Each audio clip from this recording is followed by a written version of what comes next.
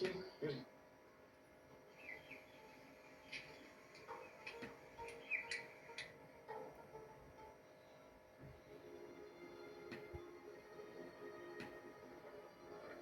Ha?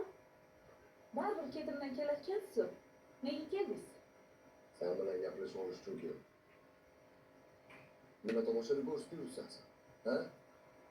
Tomoshani men emas, onangiz ko'rsatdilar. Uydan haydaganim onangiz. Yaxshi.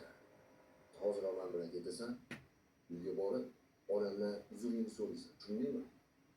Keyin bu mavzuni yopamiz. Nima? Oyimdan uzr so'raysan? Bu gapingiz oshib tushdi-yu? Yo'q, tushunmadim. Nega endi men uzr so'rayman, ha? Hechanda. Hech qachon uzr so'ramayman. Aybim nima? Nima uchun uzr so'rashim kerak, a? Menga qara.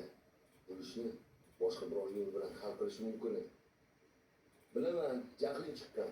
Lekin nima bo'lganda ham onamga bunaqa behurmatlik qilishing kerak emas. Hozir borib, oldinda kechirim so'raysan. Tushundingmi? Yo'q. Hech qachon.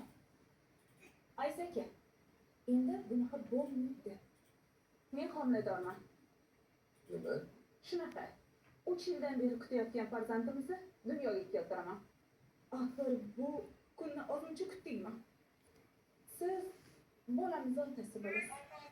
Men esa bolangiz onasi bo'laman. Shundayam. Nima, meni boshqalar oldida oyoq osti bo'lishimni istaysizmi? Kim yonida oyoq osti bo'lsan? Ha? Kimni bo'lardi? Onangizni-da.